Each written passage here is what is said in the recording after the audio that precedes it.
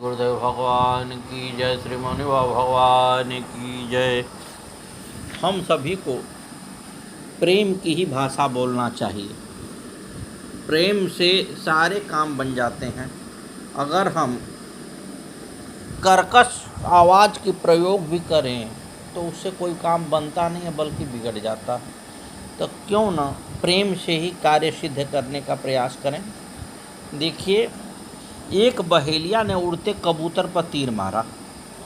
तीर लगते ही कबूतर व्याकुल होकर जमीन पर गिर पड़ा। उधर से एक राहगीर गुजर रहा था। व्याकुल कबूतर पर उसकी दृष्टि पड़ी। उसने उसे उठाकर उसके शरीर से बाण निकाला, सरोवर पर ले जाकर उसका घाव साफ किया और पानी पिलाया। कबूतर को चेतना आ गई। तभी वह शिकारी वहां आकर बोला, यह शिकार मेरा है, मैंने इसका शिकार किया है, इसे मुझे दे दो। राहगीर बोला, मैंने इसे बचाया है, इसलिए इस पर मेरा अधिकार है।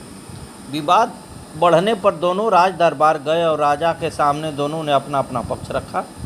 उनकी बातें सुनकर पहले तो राजा असमंजस में पड़ गया, फिर एक क्षण सोचकर बोला, इस कबूतर को नीचे छोड़ दो, बुलाने पर यह जिसके पास जाए उसी का है। राहगीर ने कबूतर नीचे छोड़ दिया। पिछले शिकारी बोला, हे कबूतर, तुम मेरे शिकार हो, मेरे पास आओ। शिकारी की आवाज़ सुनकर कबूतर डर गया।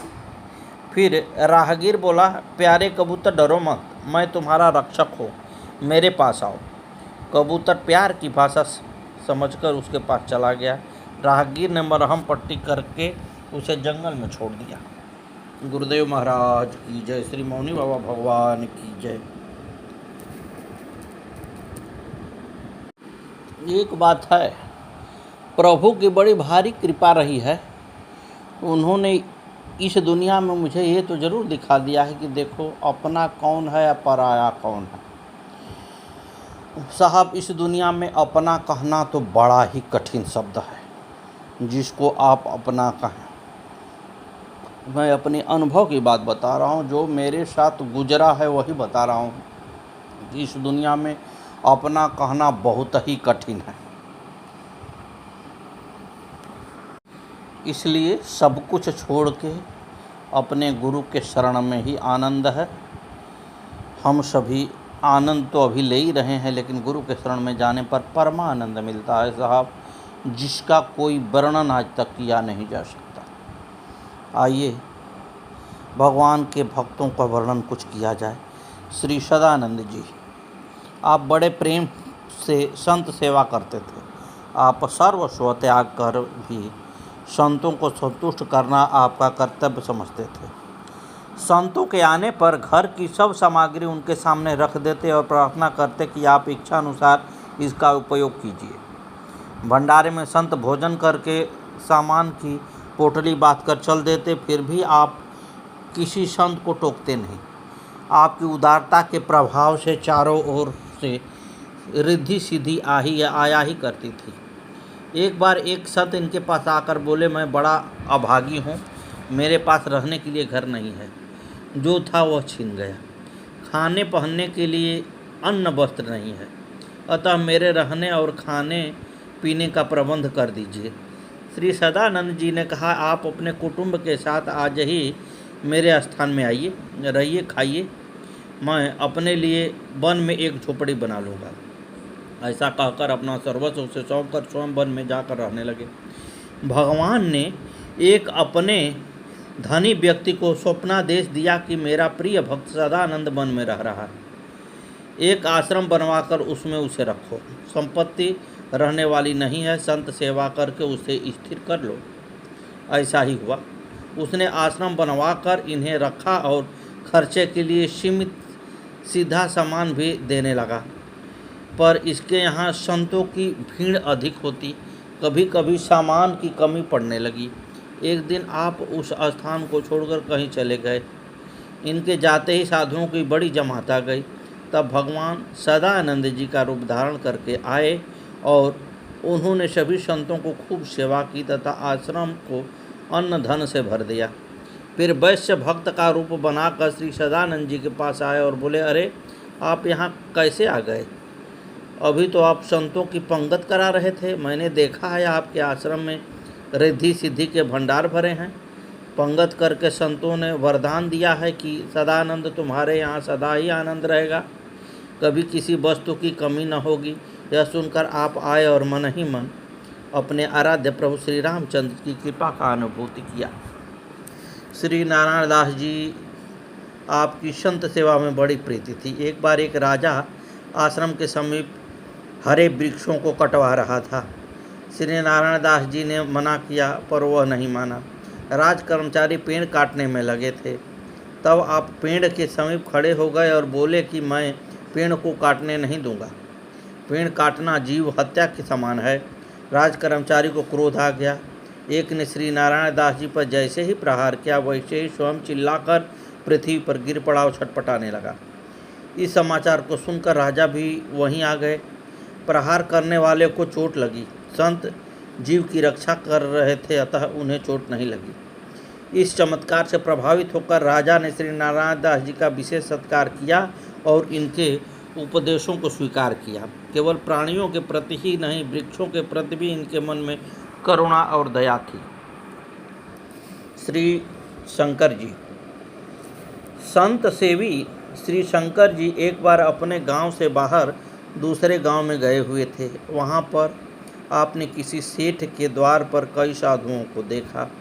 निकट जाकर दंडवत प्रणाम करने के बाद पूछने पर मालूम हुआ कि संत जन गेहूं का आटा और कुछ घी भगवान के भोग के लिए मांग रहे हैं और वह सेठ बेझर के आटे की पर्ची दे रहा है।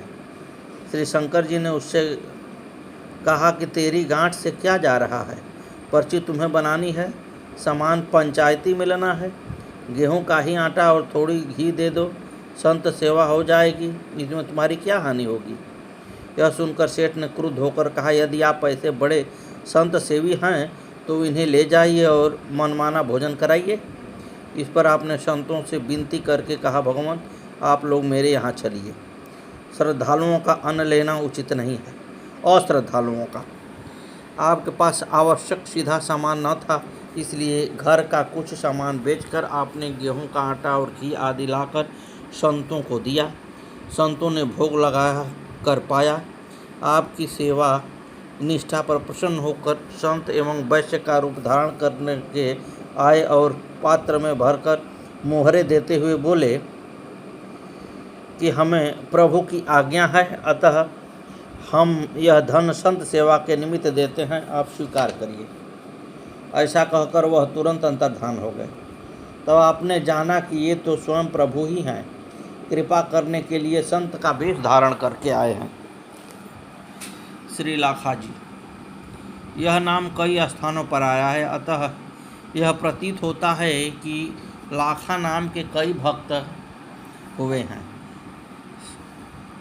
185 में श्री किल्लदेव जी के शिष्य श्री लाखा जी, छंद 107 में राम उपासक बानर वंशीय श्री लाखा जी, प्रस्तुत छंद 178 में आए हुए हैं।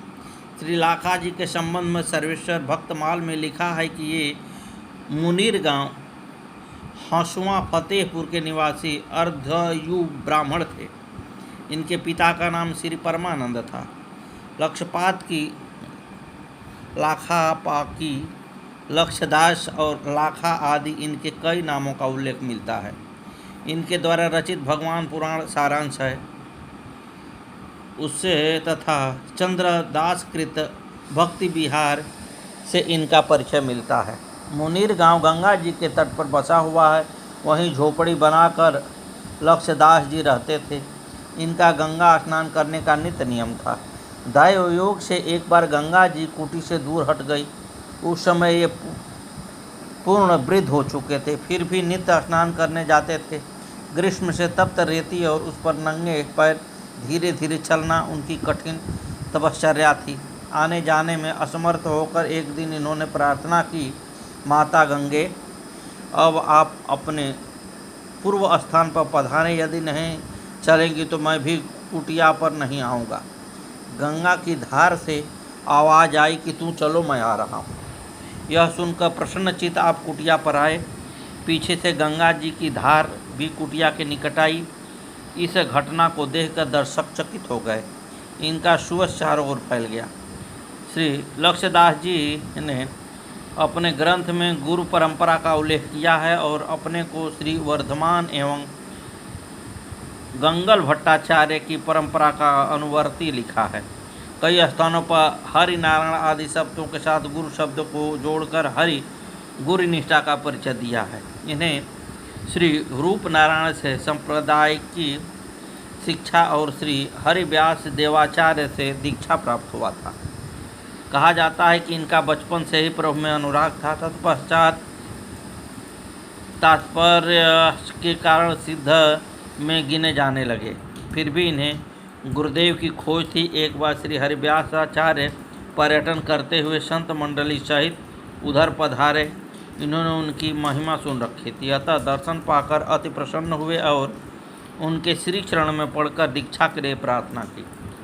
तब आचार्य ने 1 लाख साधु ब्राह्मणों को भोजन कराने का आदेश दिया। आपने ऐसा ही किया। तभी से आपके लक्षपा की आदि नाम प्रसिद्ध हुए। आचार्य ने दीक्षा देकर कहा कि गंगा तट पर ही रहकर भजन करो। अंतिम अवस्था में आप श्री धाम वृंदावन में आकर रहें और यही शरीर छूटा। सूरदास वाली कुंज पत्थरपुरा वृंदावन में इनकी समाधि बनी हुई है। श्री हरिदास जी तिलक कंठीधारी वैष्णवों की सेवा के वास्ते ही भगवान ने इस पृथ्वी पर श्री हरिदास जी को प्रकट किया। शरणागत की रक्षा करने में आप राजा शिविर के समान थे, दान देने में दधीची ऋषि के समान, प्रतिज्ञा को निभाने में राजा बलि के समान, वैष्णव धर्म का पालन करने में श्री प्रहलाद जी के समान और ऋषि कर सिर देने में श्री जगदेव जी के समान थे। श्री बीका जी के वंश में प्रसिद्ध रघुवीर थे। भक्तोचित प्राण और धर्म का पालन करने में अति श्रेष्ठ थे। तुवर क्षत्रिय कुल के दीपक और नित्य संत सेवा में तत्पर रहने वाले थे। अर्जुन और परीक्षित के वंश में उत्पन्न श्री हरिदास जी में ऐसे गुणों का होना कोई आश्चर्य की बात नहीं है। अपने दृढ़ भक्ति के कारण आपने सारे संसार में सुयश प्राप्त किया। श्री प्रहलाद जी, श्री शिवी जी, श्री दधीति जी और श्री बलि जी, इन भगवत भक्तों के गुण श्री भागवत में वर्णन किए गए हैं। श्री हरिदास जी में ये सभी गुण एक स्थान पर ही दिखाई पड़ते हैं।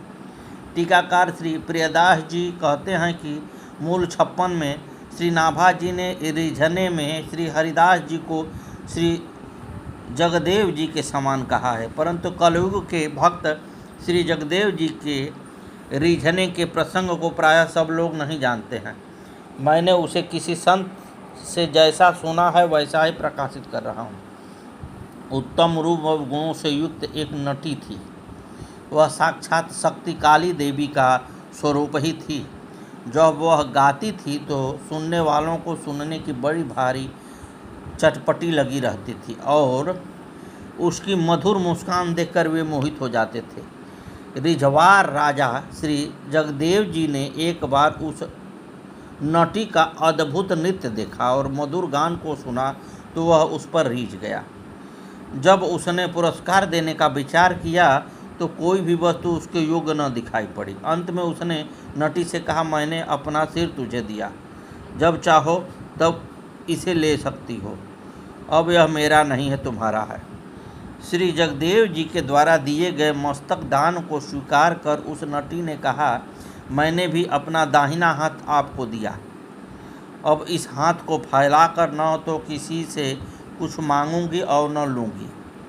कुछ दिनों के बाद किसी एक राजा ने सुना कि उस नटी ने राजा जगदेव से ऐसा कुछ इनाम पाया है कि उसके बदले अपना दाहिना हाथ उन्हें दे दिया है। अब मैं उस नटी को अधिक इनाम देकर जगदेव के इनाम को तुच्छ कर दूं। इस विचार से उस राजा ने नटी को नृत्य करने के लिए अपने दरबार में बुलाया। नटी ने अपना नृत्य गान प्रस्तुत किया। तब उस राजा ने प्रसन्न होकर नटी को कुछ इनाम देना चाहा। नटी ने लेने के लिए अपना बायां हाथ फैलाया। इस पर राजा ने रुष्ट होकर कहा, हमारा इतना अपमान। नटी ने कहा, मैं अपना दाहिना हाथ राजा जगदेव को दे चुकी हूँ, अतः दाहिने हाथ में किसी से कुछ नहीं ले सकती हूँ। जब राजा ने पूछा, राजा जगदेव से ऐसी कौन सी अलभ्य वस्तु मिली है, तुम उस वस्तु को मुझे दिखा दो और उससे 10 गुना वस्तु तुम मुझसे ले लो। नटी ने कहा, दूसरा कोई वस्तु नहीं दे सकता है। उस राजा को नटी ने बहुत समझाया, परंतु वह नहीं माना। उसे जिद सवार हो गई। उसने बार बार उस वस्तु को लाकर दिखाने का हष्ट किया। तब नटी 12 वर्ष बाद परम बड़भागी राजा जगदेव के पास गई और बोली, राजन, मेरी वस्तु मुझे दीजिए। राजा ने सिर काटकर नटी को दे दिया।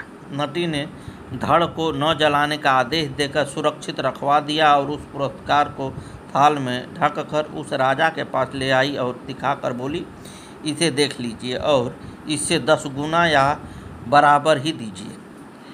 सिर को देखते ही वह राजा मूर्छित हो गया और पृथ्वी पर गिर पड़ा। अनेक उपचारों से उसकी मूर्छा दूर हुई। तब उसने कहा, मैं तो यह समझा था कि धन मिला होगा, अतः उससे 2 गुना देने को कहा, किंतु यहाँ धन की बात नहीं रही। अब मैं क्या करूं और क्या दूं, मेरे बस की बात नहीं है। नटी ने कहा, मेरे अमूल्य पुरस्कार के बदले ही मैंने अपना दाहिना हाथ राजा जगदेव को दिया है। राजा लज्जित हो गया। इसके पश्चात नटी आकर राजा जगदेव के धड़ से उसका सिर जोड़ दिया और जिस पद पर रीझ कर उन्होंने अपनी सिर दिया था उसी पद को गाया। तान के साथ आलाप को सुनकर राजा जगदेव जीवित हो गए। राजा जगदेव की रिझवार निष्ठा का वृत्तांत एक बड़े यवन राजा के लड़की ने सुना तो वह उसमें आसक्त हो गई और उसने अपने पिता से कहा कि मेरा विवाह आप राजा जगदेव के साथ कर दीजिए। उसने जगदेव को बुलाकर अनेक प्रकार से समझा बुझाकर स्पष्ट किया कि आप मेरी पुत्री के साथ विवाह कर लीजिए। श्री जगदेव ने स्वीकार नहीं किया। राजा ने पुनः पुनः आग्रह किया, परंतु इन्होंने हर बार मना ही कर दिया। तब उस राजा ने जगदेव को मार डालने की आज्ञा दी। बधिक लोग मारने के लिए ले जा रहे थे। राजकन्या ने देखा तो वह बोली कि इनको मत मारो, मेरा इसमें अनुराग है, इन्हें मेरे सामने लाओ। सामने लाए जाने पर राजकन्या ने इनको अपनी ओर देखने के लिए बाध्य किया, परंतु जगदेव जी ने राजकन्या की ओर नहीं देखा तो रुष्ट होकर उसने भी इन्हें मार डालने की अनुमति देकर कहा कि इनके सिर को काटकर मेरे पास ले आओ। बधिकों ने ऐसा ही किया। राजकन्या अपने सामने कटे सिर को रखकर जब उसकी ओर देखने लगी तो वह सिर राजपुत्री के सामने भी घूम गया। इस धर्मनिष्ठ पर सभी लोग रीझ गए। सद्गुरुदेव भगवान की जय, श्री मौनी बाबा जी भगवान की जय। इसमें से बचा हुआ प्रसंग साहब कल सुनाया जाएगा। भक्ति भक्ति भगवंत गुरु चतुर नाम बपुए, तिनके पद बंदन करो ना सही विघ्नयने। कहते हैं श्री अमांडवी उर्मिला श्रुत कीरत बरबाम, चार सुमन चारु रतना तुलसी करत प्रणाम। सद्गुरुदेव भगवान की जय। जय जय श्री सीताराम। गुरुदेव का गान करते रहें, नैया को पार लगाने में बड़े ही सहायता मिलेगी। अन्यथा एक दिन जब बड़े बुरे फंसेंगे ना तो गुरु को खोजेंगे और गुरु मिलने वाले नहीं। आज आपको भी आज़ादी है, समय है, थोड़ा सा समय का उपयोग करें। आगे की कथा कल।